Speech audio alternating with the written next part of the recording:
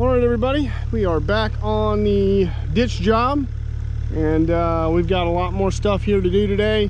I'm gonna cut this little bit right here on both sides. There's the property kind of ends right there's a little wire fence there, so I'm gonna clean up this little bit right here on side of this, clean up this to about where that gum is right there, and then we've got some more ditches back that way to clean up. So I think there's a little pond over there too we're gonna clean up as well. So today what I'm going to do is put you guys in the machine with me a little bit, kind of go over, because I get some questions like, you know, do I have to hold a button the whole time to make that head spin? How does it work? So we'll kind of go over some of that really quick, and I'll put you guys in the cab with me. And just everybody always wants kind of, or not everybody, but sometimes people want to hear my commentary and stuff like that. So we'll kind of go over that. Machine's done warming up. I just put some fuel in it, got it greased, so we're ready to get started. So I'm gonna turn this thing off, and I'm just gonna go over a quick overview of that setup really quick, and then I'll go into the panel, the control panel, and show you guys that really quick too. So let's get started.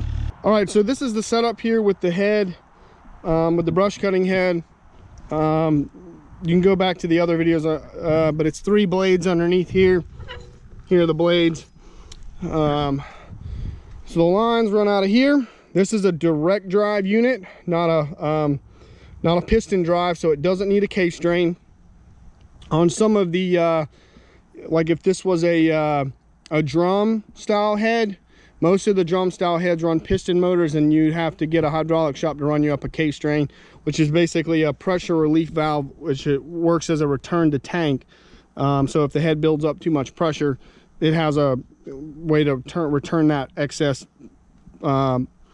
fluid that's under pressure back to the tank. This doesn't need that, so it's just a little direct drive unit. Auxiliary heads hook up here on both sides. I don't have to disconnect anything with the thumb. There's a flow diverter valve here, so when I want to run the head, I just hook these up here, and I just have a little wrench in the cab, and I just turn this little valve here, and there's another one on the other side. So when I disconnect this, I just unhook these heads. You know, that's just a quick connect, pops off. You unhook this, and then you just turn this diverter valve back, and you're good with the thumb. So not really much to it. It's pretty easy setup and everything. One thing with these direct drive heads, if you run this thing wide open with the full flow out of there, which is 20 gallons a minute, you can only run that for about 4 hours, and then it needs to actually kind of cool down for a bit. That's something with the direct drives. That's just what MTL told me. That now if you run it, typically when I'm cutting this light stuff like this, like a lot of these ditches are just full of this junk, not much to it, I'm only running at about 70% throttle, and I get much more fuel economy when I do that, and then there's still enough power to run this head. I'm probably pushing 15 or 16 gallons a minute with that, more than enough flow to cut any of this stuff and not bog it down. Plenty of, you know, very quick recovery time. So, and with that fuel setting, I can run this thing for about 5 hours on a half a tank of fuel, roughly speaking. If it's wide open, if I'm cutting bigger stuff, I'm running wide open, I get about 4 hours ish, maybe a little more, something like that. So the fuel economy is pretty good on that. About a half a tank in this is about 10 gallons or so. So 5 gallons, so about 2 gallons an hour, roughly speaking. So we'll turn the machine on, and I'll show you what the setup is in there. Okay, so the computer with this thing has auxiliary presets for the flow. So you can set up the flow rates for different attachments on this machine. So if I hit this auxiliary button right here, this is what turns on your auxiliary. I gotta put the safety bar down. So this is what activates your auxiliaries. The auxiliary with your thumb cutter will not work unless you press this button. See, I can push the thumb, nothing's happening. So you have to hit this, and this will cut. It's kind of a pain, but if you're running, say you're using the thumb, and you know you're running, and then you get out and you pull the safety bar up and you get out, it turns it back off. And that's just the way these Kubotas are set up. So put that back down, you turn the auxiliary on. So 1 is my thumb, 2 is set up for a hammer breaker, and then 3 is my brush cutter. So that's how it's set up. And then I think 4 is a brush cutter as well. And then so I only have 4 setups in here. It kind of came like that, and I just set up number 3 as my main brush cutter. So we're gonna hit this little menu button here, scroll down to auxiliary flow control circuit or control set, and then we hit this button to select it. And then you can go in here now and select your flow rates. Like for the thumb, like this is the thumb, I can set how much force comes down on the thumb, what the flow is for the down, and then what the relief pressure is on the back end, you know, for going back up. So if we go over to my brush cutter, let's go hit this button to scroll over. No, actually I might have, how do you scroll over? Should be, let's see here, let's see, down, there we go. All right, so here's the, well, no, I'm changing it now. Oh, there we go. Okay, it's that button. So we'll go over to our brush cutter, and I've got the flow turned all the way up for both sides. So, but I can adjust that, you know, with these little arrows and stuff. It's not hard to do. And that's pretty much how that works. So, and then just get out of that, we'll just hit this menu button again. Okay, so we want to turn the brush cutter on. So we hit our auxiliary button. We're gonna hit it 3 times. Okay, so now we're good. So there's 2 ways to run this. Obviously you've got the thumb control here, and I'll turn the, oh, here we go. I'll show you guys really quick. So the blades on the rocker switch work just like a thumb would. If I go to the right, it spins one way, and then if I press the button to the left, it spins the other way, okay? But underneath here, there's a little button, trigger button. That's your one-way auxiliary flow. So if I press that button, so I press this, now the head just spins. It's just gonna spin, spin, spin, spin, spin until I press that button again, okay? But it only goes in one direction. So if you wanted to change the flow, because this thing is bi-directional, if you wanted to use the other sides of the blades, basically you would have to take this head off here, off the line, and switch them, and then run this line over to that side and that line over to this side, and then the head would spin the other way. That doesn't hurt the machine, it doesn't hurt the motor. The motor is bi-directional, it's set up to do that. You just have to reverse the flow. The flow out of that one-way circuit only goes one way. So you have to move the line so the flow goes through the motor the opposite direction. So that's pretty much how that works. So I don't have to hold the, you don't have to hold the rocker switch. You just press that button, you know, you turn on the auxiliary and you press that button and it'll go. And it'll go and go and go. If you accidentally hit the rocker switch while it's going, it will shut it off. So you gotta be real careful about that, not to hit that button there, the rocker. And then this is just, that's your horn. So you can pretty much just hit that button and then you don't have to worry about touching the thing again. And then if you press the button again or you lift this safety bar, it's gonna cut it off. So hope that explains everything with the cutter. That's pretty much how it works. It's not rocket science or anything like that. And setting up your presets in the auxiliary is pretty easy. I've got the flow turned all the way up, but if I'm running at 3/4 throttle, like I said, I'm probably pushing 16 gallons a minute or so, 15-16 gallons a minute through that head. You know, your throttle basically determines, your throttle setting determines how much power and flow is going to the head. So you can have that flow turned all the way up, but if you're only at half throttle, you're probably only pushing 10 or 12 gallons a minute-ish or so, I would suspect. So I hope that explains everything. If you got any other questions, just let me know.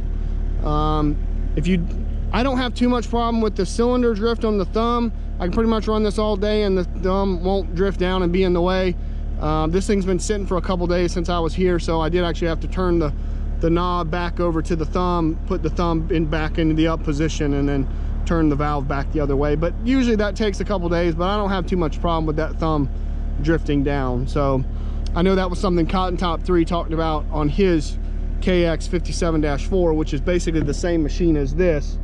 as far as the engine and the hydraulics and everything. It's the exact same. I think his is just newer. He's had some problems with that cylinder drifting, but I don't really have that problem. So, all right, if you guys got any questions or comments or anything, just hit me up in the comment section, and let's get to work. All right, so we're gonna start the brush cutter up, and I typically like to start it up with the throttle pretty low, so the motor just doesn't have a whole bunch of oil just rushing into it. So we'll start it up, hit our one-way auxiliary, and then I'll just slowly kind of turn the throttle up about where I want it. That's about 75% throttle right there. So just gonna clean this up right here.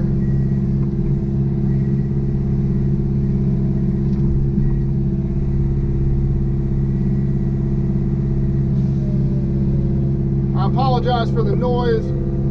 This motor is a little noisy. That's the brake in it, sensing a drop in flow. Whoop, wrong way. Turned around here. So a lot of people ask me about the motor having, I guess you could say, flow issues. So if I swing and it doesn't really it doesn't really have enough flow in the swing to really bother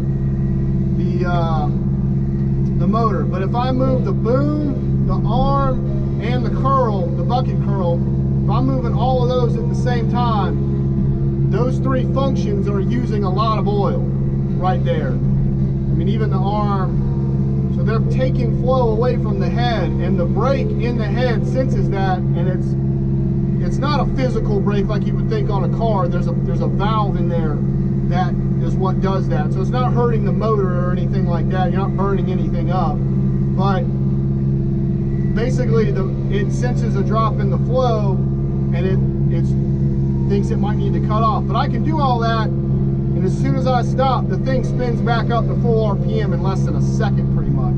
So you might lose a little bit of flow when you're moving, but as soon as you stop, that direct drive motor just it's pretty powerful. So it spins back up almost instantly. So there's not a lot of lag in the wait time of having to wait for the head to spin back up. It doesn't do that.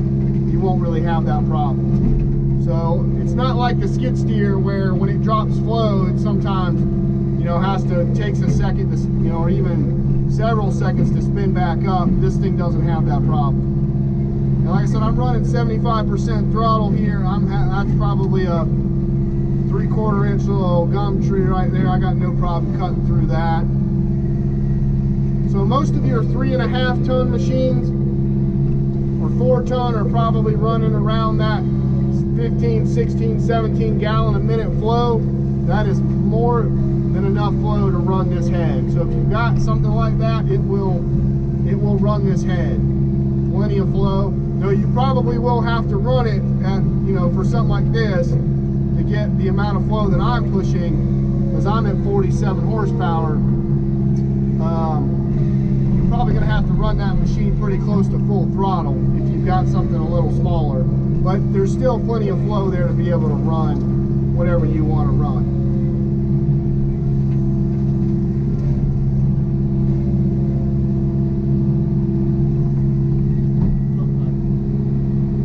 Typically do put my blade down when I'm cutting, because this head has enough weight where it will kind of shake this machine and make it a little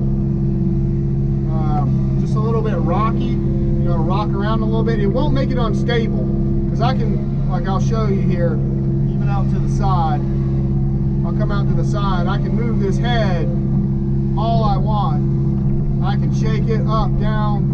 It doesn't have enough weight to turn this machine over, because this is a 5.5 ton machine, or technically it's a 6 ton machine. It weighs about 12,600-ish pounds or so. There's not enough weight in this head to tip this machine over.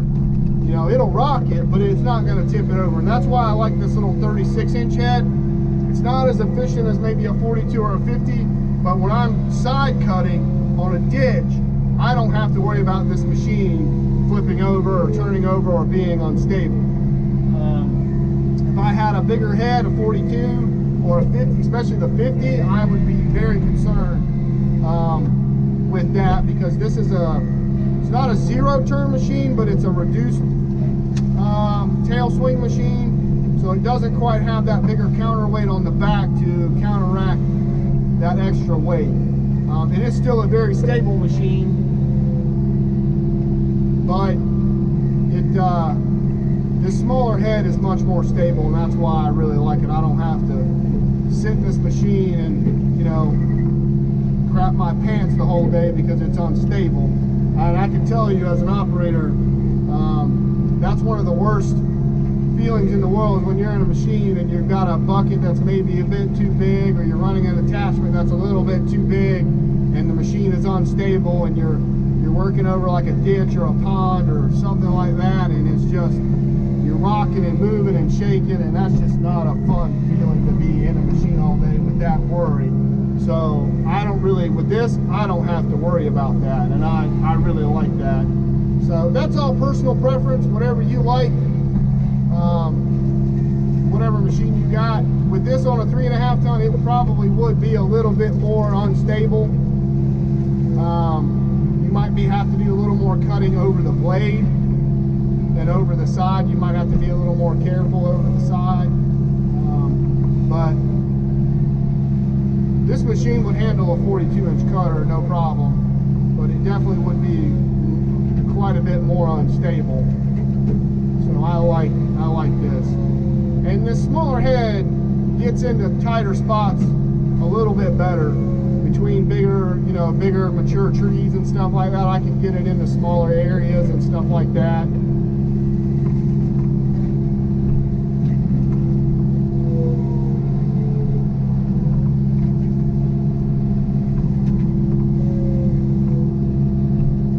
I will tell you, this brush cutting is kind of monotonous. It can get a little old, I guess.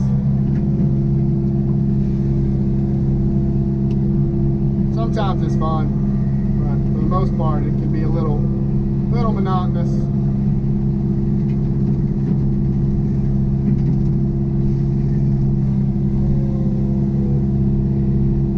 Just gonna top these little gums and just kind of pancake them right on down. Not very big. The smaller stuff, you can kind of pancake it. On the bigger stuff, you kind of have to come down and do like this. And that works on these little things too, but on the bigger stuff, you have to do it that way. You have to let the blades kind of come down on it, or come through it.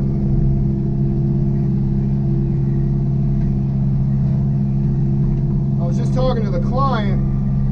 You can see right here, let me make sure, got the GoPro. You can see right down in here, this culvert pipe on the edge going through this little walk, or this little pathway through here. There's some erosion there. We're talking about getting some riprap and some fabric and fixing that up here soon. That needs to be done before this little pathway washes out. So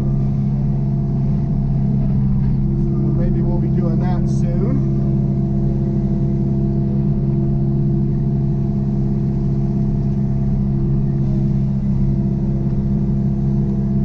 A bit different video. I know most people just like to watch the thing work. It's kind of relaxing, and I think that's cool that people love to watch this thing, and you know, they can come home from work or whatever and they can relax in my videos. I think that's really awesome. I do the same thing watching a lot of my other favorite YouTubers. Obviously Chris, Brandon with the Elite Earthworks and stuff like that. You know, just come home, long day from work, you know, whatever, and you can just sit and relax, and it's better than TV, you know, watching this stuff on YouTube sometimes. So, Dirt Perfect, Captain Kleeman, those guys. So, lots and lots of fun watching that stuff. But I think it's cool that people love to watch, you know, I do most of my work is brush cutting, and I think it's cool that people like to watch that and find it relaxing and satisfying and enjoyable. That's really cool to me. So, appreciate all the views and all the support that you guys have been giving me.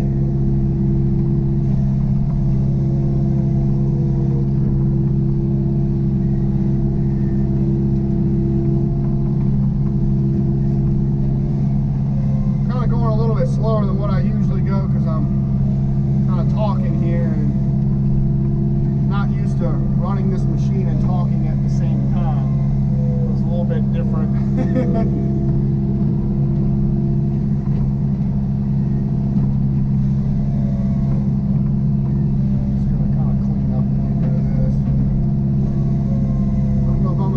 Get that far back because there's a mound of dirt right there. There's not enough room. It'll be a little tight. So let's see what we can do. If you hear me talking a little bit loud, I don't really know, how much the GoPro's picking up over the sound of the machine and the cutter. But I also wear these little ear plugs typically. Sometimes I wear earbuds, but I typically wear these little earplugs because just that droning noise just can get a little bit annoying, and it's not great for your hearing even at that decibel level. But I don't typically like to wear earpods because I can still hear the machine, I can still hear the engine, I can still hear the cutter.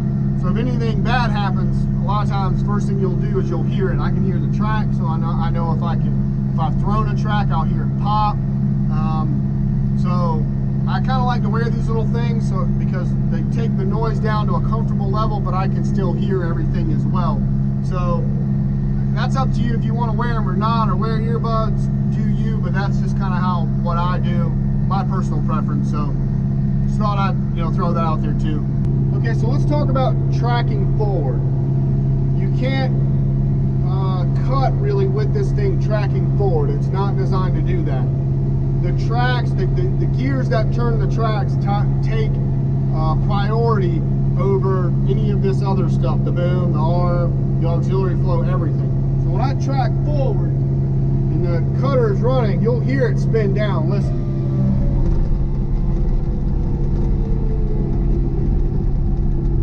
And then I stop and it spins right back up. So you can hear how much flow and how much power that the tracks are taking from the head. So you're getting a loss of power in that head by at least, I would say at least 50%, maybe more, when you're tracking forward and that thing's spinning. Even me just, I'll show you, even me just doing that, and the machine's not even moving, but just to turn that, you can hear it.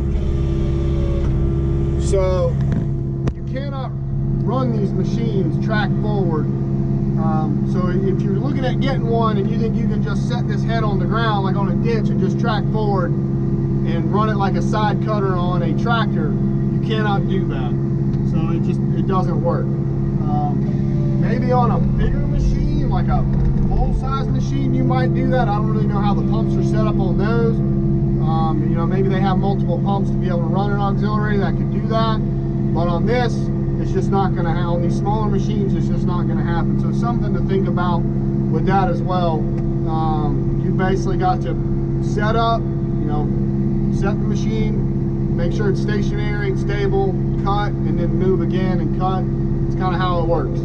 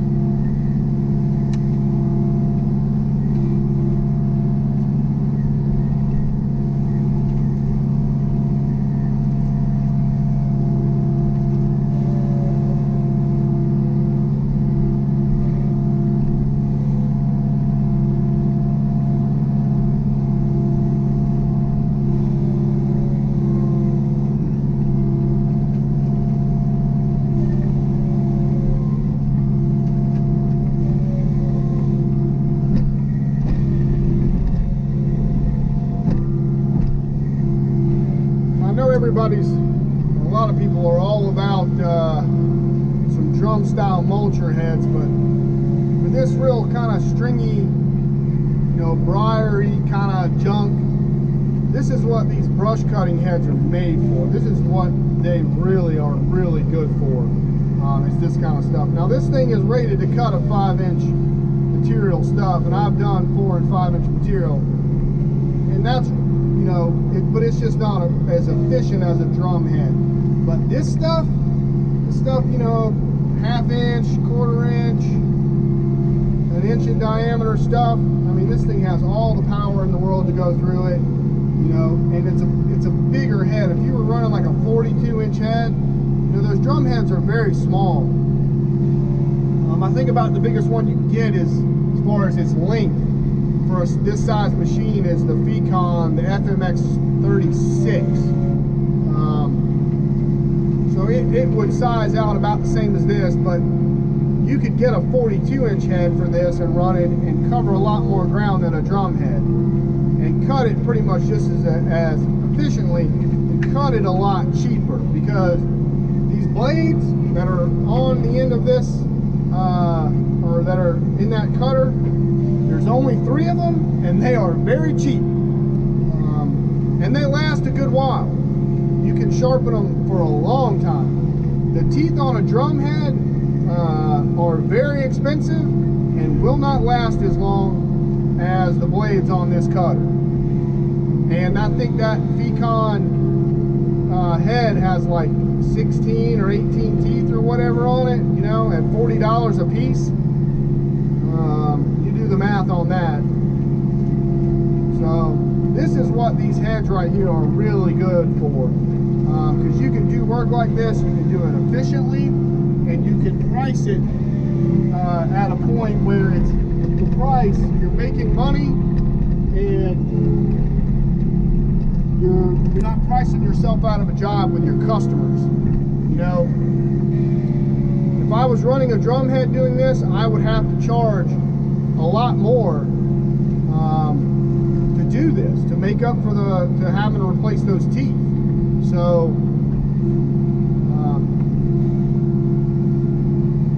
but if I was cutting, you know, like a bunch of those, like those gums and stuff over there, and that kind of size stuff, if I was doing a ton of that, now the drum head would be much more efficient to have. You know, it'd be a lot better to have.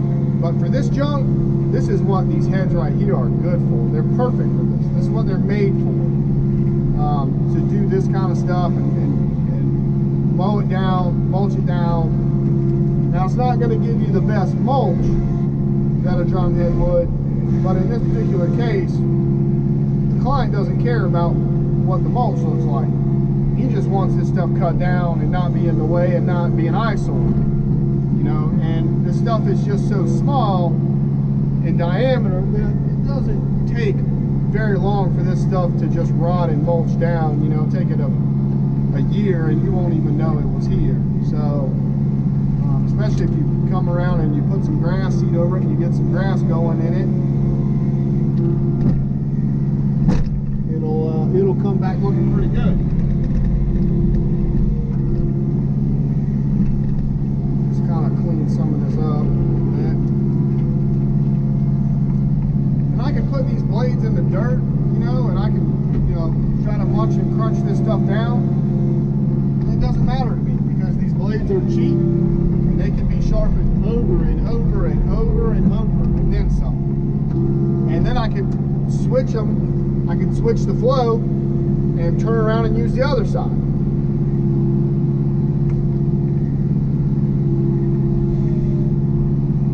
So don't get me wrong, drum heads have their place, and I would love to have one for this machine. That's definitely the goal, you know, so I can do other things and be more efficient at those.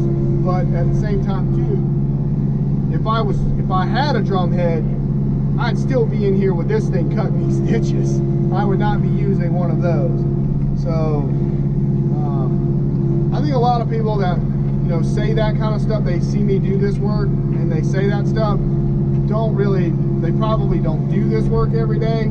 They just see videos on YouTube, and you know, they have a preconceived notion about what a particular piece of equipment will do, and they don't really understand the you know, the limitations to things, the operating costs to certain things, and you know, because they don't do this stuff. I do this stuff. So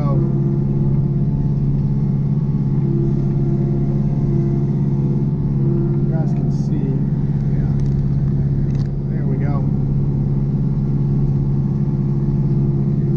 Try not to push that down into the ditch. Back!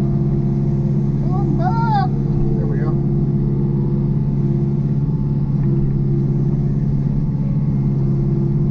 Might have to munch it up down there in the ditch a little bit.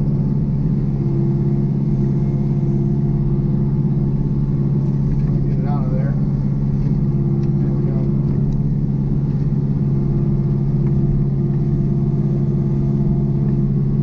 I'm trying to kind of push everything back up the hill when I cut this stuff and not push it down into the ditch if I can help it.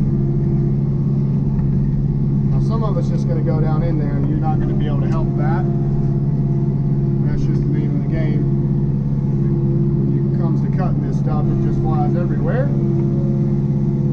And that's where I would say, honestly, the real drawback with this head is not the size of stuff that it can cut. The real drawback is it just slings stuff everywhere. And if you're working next to a road or a house or anything where that kind of stuff, you know, you can't be throwing stuff everywhere, it can be a bit more problematic running this head, if not impossible, because it just throws stuff everywhere. But out here in the middle of nowhere, in the country, on these farms, and you're, you know, back in the woods, it don't really matter. So if you're working next to a road and you were kind of cutting this stuff, you might would have to actually use a drum head and maybe just explain that to the client and charge extra.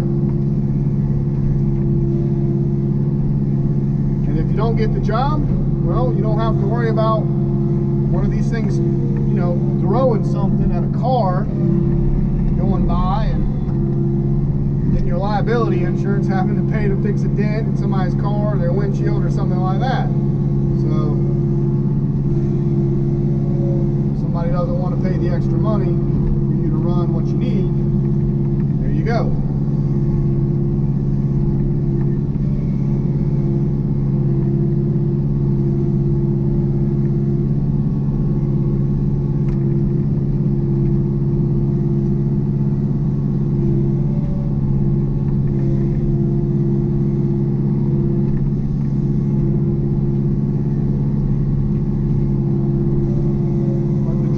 Definitely have their place. They're a great tool. I got no problem with them.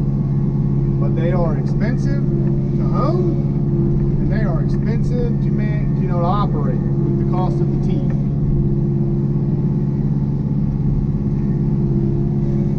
Now, if you're running one with carbides, like an FAE head, FAE heads, a lot of those, you can get those with carbides. Which I think you can run carbides on the CMOF head too.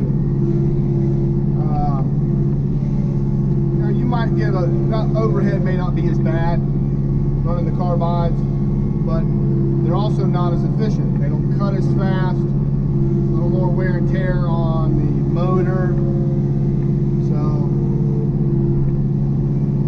which I don't know, maybe not. I always, you got carbides on a depth control head like the CMOF head. Probably not as bad, but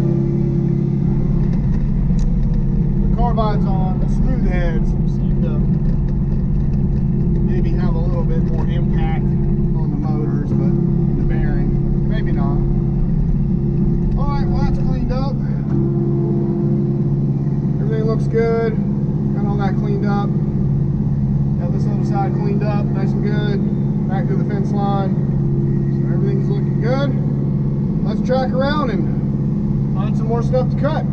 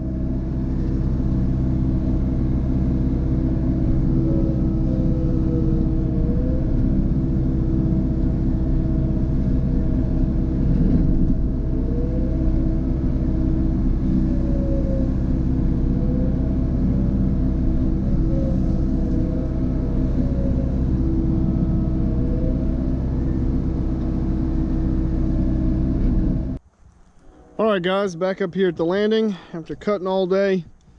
Back up here where I parked, and like I said, got this little bit cut down to the fence there, and then worked around a little pond over there and a bunch of other ditches. This property has a ton of ditches that need to be cut and cleaned up. We've still got a ton left to do. So I hope you guys like the little walk around and informative and in-cab video and stuff for today. A little bit different. So really liking this machine. I've had it about 8 months now, and it works great for this particular application, for cutting ditches and stuff like that and running that head. One thing I do really like about this machine, and I'm going to bring the blower when I come back later this week. It's supposed to rain tomorrow and Thursday, so I'll probably come back out here either Friday or Saturday after it rains, and I'm going to bring the blower and blow everything out. But when I run that head, and I'm typically running 3/4 throttle or so, but sometimes even full throttle, this thing never overheats. It never gets hot. I mean, the little bars on the temperature gauge never get up past maybe like 3 bars or so up. I mean, it never runs hot. It never overheats. It's been really, really good in that regard. So I've been very, very pleased with it. I like the tight tail swing. I can swing in tight places, and I don't have to worry about you know, hitting the counterweight against anything. So I'm gonna blow everything out when I come back. But it stays very clean in here. The machine stays actually pretty clean. That brush cutter, like, you know, there's some stuff up there thrown up there. I'll dig that out. But the inside stays pretty clean as far as keeping the brush and everything out. The skid steers are usually a disaster after a day of cutting, but this thing stays very, very clean. I've been very happy with it in that regard. So yeah, very, very good. I'll bring the blower and just blow out the radiator, but it's still running cool. But I like to keep everything blown out as much as possible with this thing, so we'll get it a little cleaned up. Can't really pressure wash it, but the blower does a really good job with this dusty stuff. So all right, it's now daylight savings time has passed, so I can work out here a little later. It's after 5:30, getting close to 6 now, and we still got plenty of daylight left. But I got about an hour and 15-minute drive back to the house, so I'm gonna get out of here so I get home in a decent hour. So hope you guys enjoyed the content. Like I said, if you've got any questions about anything with this machine, the head, the operation, or whatever, just, you know, hit me in the comments, let me know, and I'll try to answer your questions as best I can with this. So all right, I'm gonna get out of here, wrap this up, and I'll check you guys later.